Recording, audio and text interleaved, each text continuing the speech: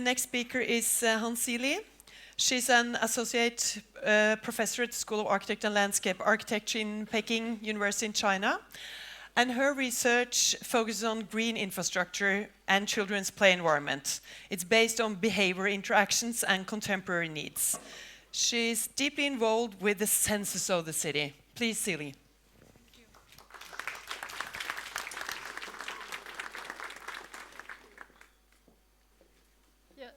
If you don't mind, I want to take off my shoes because it's related to this lecture.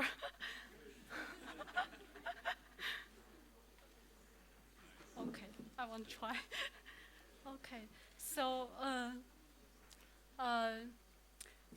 today my topic is the census and the city, and I did this work with Peter. So I hope it will be helpful, especially for students. Census is a very complicated concept. So here I want to quote Johannes' sentence. He said, "City experience should bring the world into a most intimate contact with the body.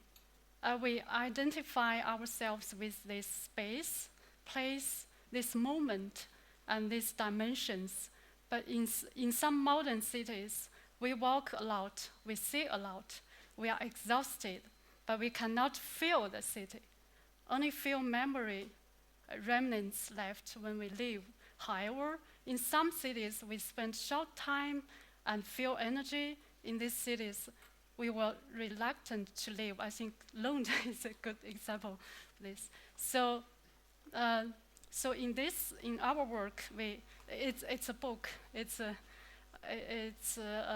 will be published soon. So we did a lot of place decoding work, try to answer the question: what makes a city having this ability, and how can we keep or create this ability in a new in urban project? And this book attempts to put visual sense and hearing, touch, smell, taste, orientation in an equal position to interpret urban space. I think this is our core idea because we focus so much on visual, visual dominant design field for a long time. So, yeah. And so first thing is preference of city, what people like to sense. The first thing is preference of visual senses. People like to go to the top, always like that, and enjoy it. For example, this photo, you can spend half a day or several hours just sit there and enjoy the view. And this is amazing. It's, you see, you want to sit there just to see roads. This is from New York. So people like to do this to the top. The second one is people prefer urban light, and this is, I guess Kai will give you a great lecture about light things. But here I want to see the daylight, in urban space. And so if you see these photos, it's all about light, Light influence the quality of the space or the atmosphere of the space. And light in open space, it can be shaped. It can have form, And it can also be very functional, like this one. It provides a sense of security. Usually, a tunnel is not a good place to be. And but this, because of the light, and light can also make a space very interesting. Yeah. Normally you just go pass by bridge, but this you feel it's so fun. And the third elements people like is countryside and natural elements. For example, this rice field, we did this project in China, in university campus. And if you see this landscape in countryside, maybe it's not that, exciting. But if you got this in urban context, it's something else, We also like to see water area. We like to share leisure life. If you see this and you want joy and you want to be there, but I think because it's if you be here, it's you share the relaxation, you share that kind of atmosphere.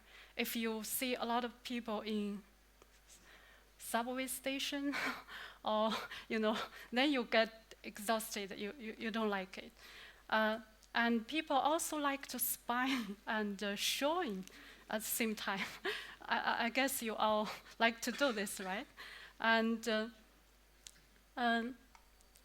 what people like to hear. And the first thing I think is quietness of urban space. Actually, quietness is itself, it's not sound, but it's a kind of a quality represents the space atmosphere.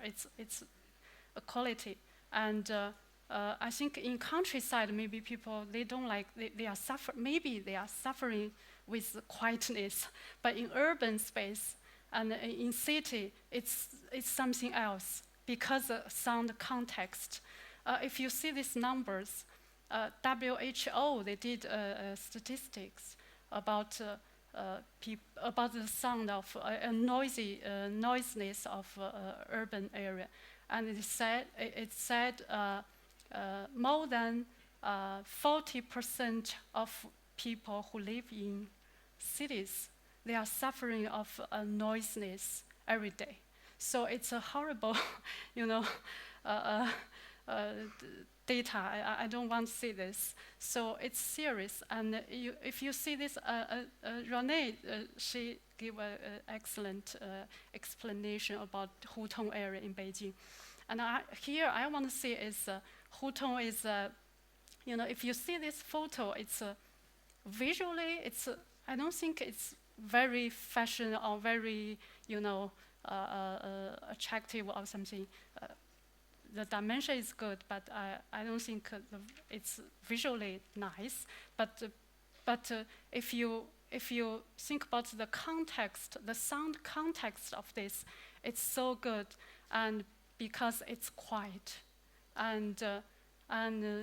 but I can't show you the quietness here because it's difficult to and also people like the sound of nature, like birds singing, water, cricket, extra this kind of soundscape, and water can make space very quiet, and also can make space very exciting, but this is something not good, and I can't imagine if you drive around, how can you listening to the water sound?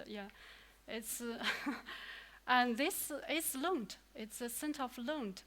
But I can't show you the quality of sound, but you can imagine, or you can go there and experience. It's amazing. It's just in the center of Lund. But the big trees and birds singing, the bird sound dominant that area. So, and people also like this sound of living. It's not, this space is nothing to do with beautiful or something. It's, when you walk here, you're hearing the children's playing there, laugh, and you're talking, and you feel it's so lovely, this space. And preference of smell and taste, we all like flower, like the fragrance of plants. And I think urban farming is very important for today's research field or practice field, And but I think urban farming it's going not that smoothly because I think one reason is it's not beautiful. Many people think it's not beautiful, but don't forget the smell. You know, if you see this photo, it's, yeah, maybe you think it's not nice, but the smell, you can't forget it. So I think that's the quality to, you know, push forward urban farming. And yeah, a second one is the smell of food, always. Yeah, and we don't have so much chance to taste around city, right? And maybe you have experience, but it's but it can be a chance. It can be an opportunity to you know, to do urban space. And preference of touch. The first one is safe touch, because we need safety. And here I want to see this shadow, the climate. And if you do this in Lund or in Scandinavia area cities, maybe people don't like it because they want to enjoy sunshine. But if you if you do this in Rome or in south side of China, those cities, we really need this. Although it looks, you know, you have sunshine, but it's like about 38 degrees, and then you will, you know, you really need shadow. So that's the difference in different region. We have different climate. Comfortable touch. And yeah, it's for some group of people. They need this comfortable touch. And no matter what age, people like to touch stuff like water, sand, wind. And this is interesting. It's a bottom-up things practice in China. And it's not about comfortable, it's not about safety, it's about interesting, you know.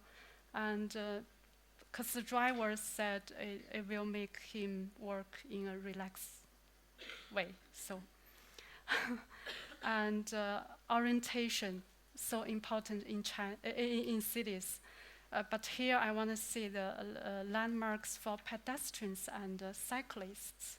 Yeah, because today, I think our cities, it's more, you know, the orientation design is more work for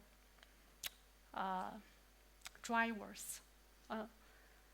So this small ditch, maybe drivers don't like it because they can't, you know, notice it or it's dangerous for them, but it's so nice for pedestrians. It guide you around the city. And diversity. If you do this, and you can easily go to a wrong place. You can't find, because it's M building or N building, something like that, and they look similar, and then you just, but here I want to say, I'm not clear about maybe GPS helps, but but if I come to this school with GPS, but I think it's boring, right? Yeah. And so we have to make things, you know, unique and diverse. And then we go to the second part. It's the most important part, because senses, all kind of senses, they always work together. It's not separate, you know. So let's see what kind of how they work together and influence and define space. The first one is groundscape, because I think the ground you fill the space with your foot, so I think it's very important perspective, dimension. And see this, old town, you have this, you have strong senses when you walk around this town. But in new town, because the industry production and you have more flat, you know, pavement, And in modern city, it get bigger and bigger. So sound, touch, visual, all going down. The chance to feel the ground is, I think, less and less opportunity to do that. And but it's so good. You can have a good combination of this, and it's very good. We have this in new district. For example, this photo is from Hyphen City. Yeah. Ground line. It's about groundscape, and not always about pavement, but material of pavement, but also this ground line. I think it's so important for you to make space. For example, this one, a square from Siena, and you see this. It's a very normal, square, not big as the biggest one, but let's see. This is the map. And this is the one side of the square. And see this section. And we draw this section and we find, the topography here, it's not big, but it makes space. It defines space. For example, it's the boundary, is very hidden. So see the right side, you have a quiet space. You can be alone, and people see you, and you can see other people, and you stay long there, and it's at the edge. But in the middle, you have this sculptor, and always group activity. They came here and sit and talk, and then they left.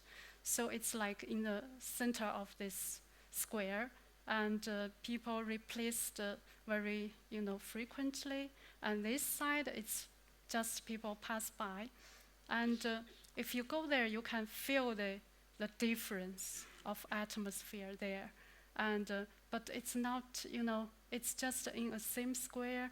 And because this ground line contributes this, this diversity in this square, I think it's amazing.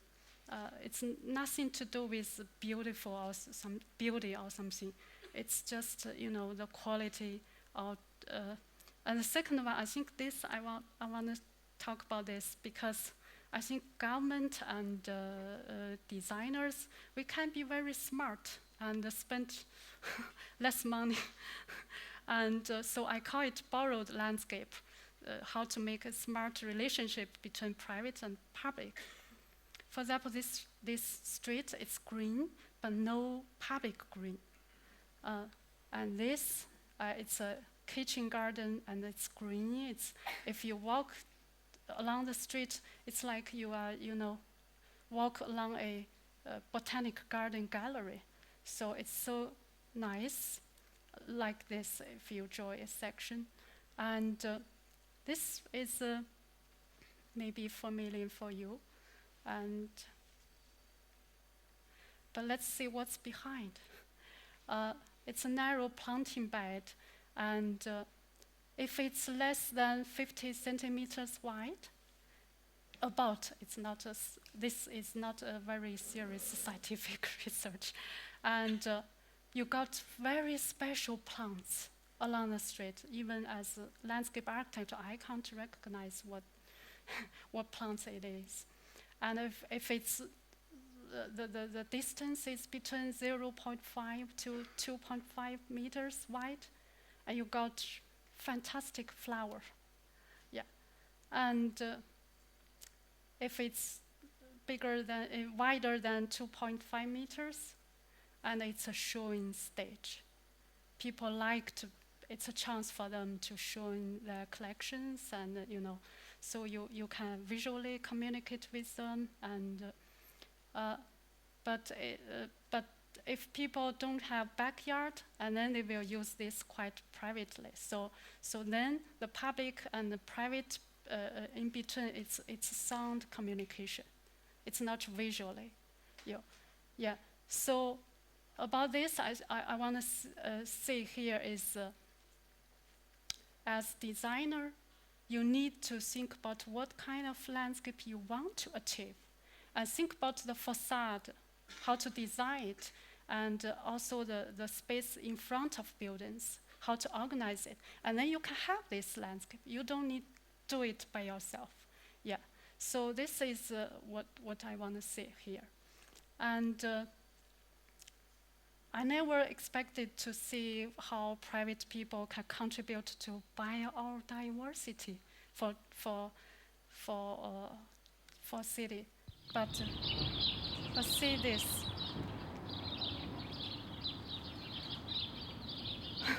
Yeah, they can do this kind of contribution.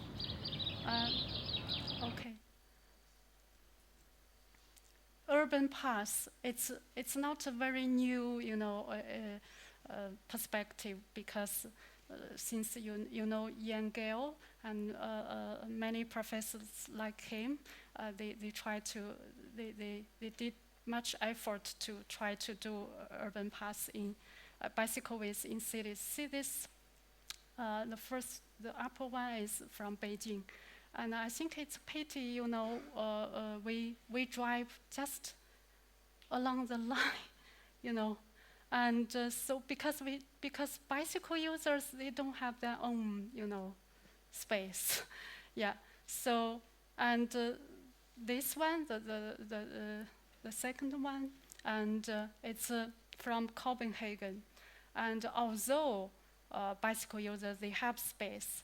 But can you imagine the noisiness beside, and the pollution, So it's not an ideal place for bicycle users, I think. But see this, I think it's so nice, and so quiet, and you have birds singing, you have, you can go freely, It's such a nice setting for people to just bike to school or bike to workplace. And you can even dry your clothes. And here I want to say, because all that is from urban planning perspective, And I want to say here is we can also think about bicycle, lanes from the architectural, perspective, architectural level. For example, this, I think in old towns, you got so many pouches like this you can go through, especially for pedestrians and bicycle users. But in modern town, it seems not that much, right? And but there are some good examples. So maybe this is difficult for developers to, planners or these urban designers work with architecture.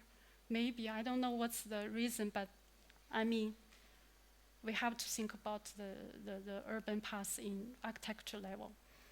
And nearness, this is one important dimension in our book.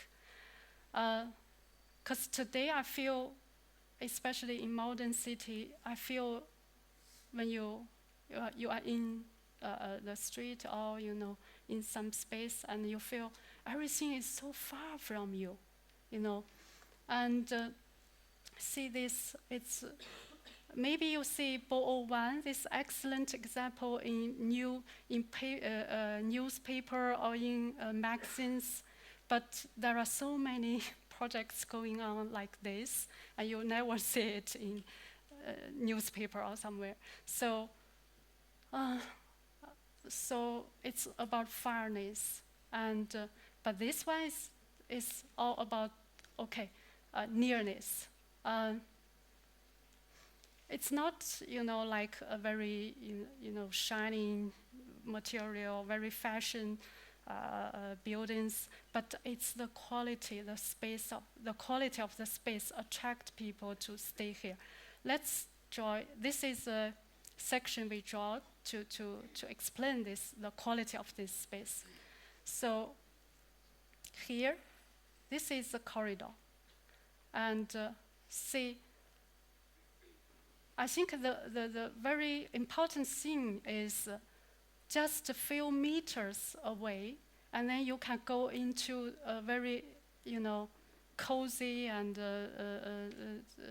very, how to say, intimate dimension of, street, and you can enjoy the very rich street life, but just a few meters away, and then you have this nice view. So I think this is the quality of space, how you can create this diversity in a short, distance. Yeah, and it can be close like this. Yeah, layers of time.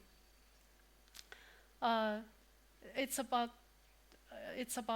what's new, what's old, what's new. This is almost the last example. So, but here I don't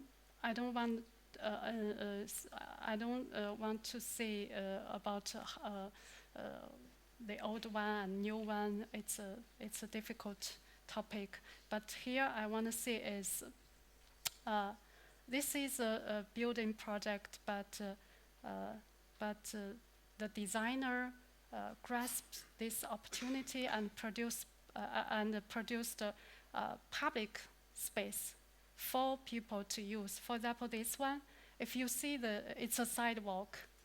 If you see this section, if you see this, the edge of the sidewalk originally it's here, but the designer he kind of make the sidewalk wider out of this project. So now today it's not just a sidewalk you pass by, it's a place. It turned to be a attractive place for people to stay here. And the top of the building, if you see this photo, it's like the first floor, right? Ground floor, but it's not. It's on the top of the building. So, and this is the mountain beside this building. And yeah, I remember my colleague and me here, and she said the bride there, because there was a wedding going on there. She said the bride is fatter than her. So I mean here I want to say is the distance, the visual distance. You can communicate with the new, and see this section, and beside this building project, and then you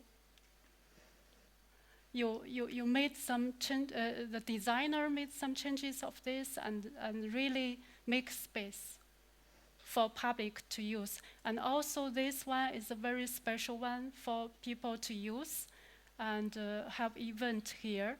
And also this project also contribute a lot. I think the diversity for visual or something for this park, because before this you only have this view, you can see the city, but after this it's more diverse, you have more chance. So Lund, I will, because of time, so I will not explain this anymore, but I mean it's also layers of time and layers of space here. The information center contribute a lot to that place, and you can feel the quality here by this video.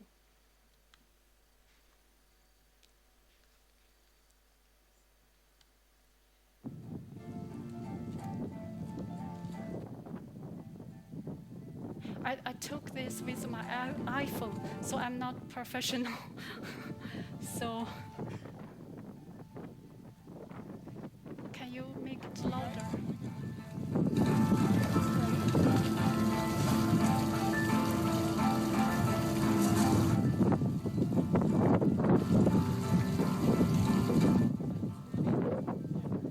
Scientists, they are more sensitive to this, to the quality of space.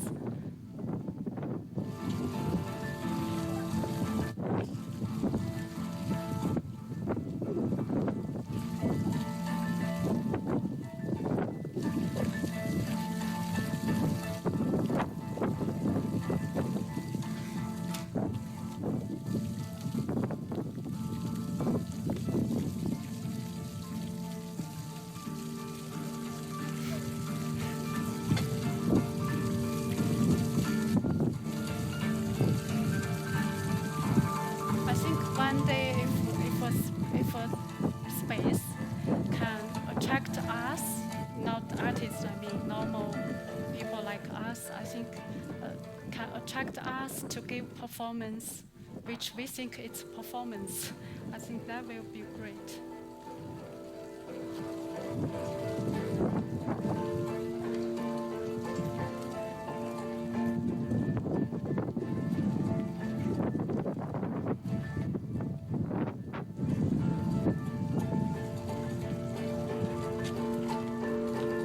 It can be louder. Almost.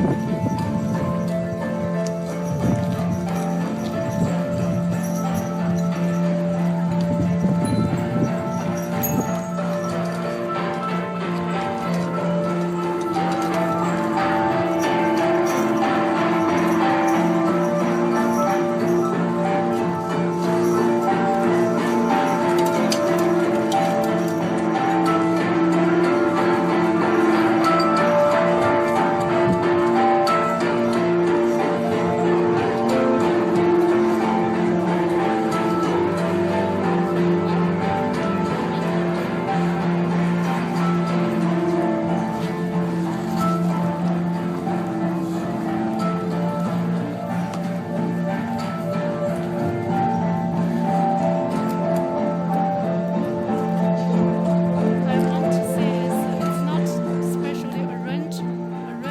It's just one day I passed by here and it's happened and I made this video.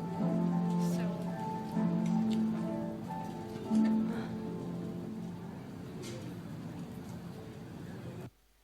okay, thank you.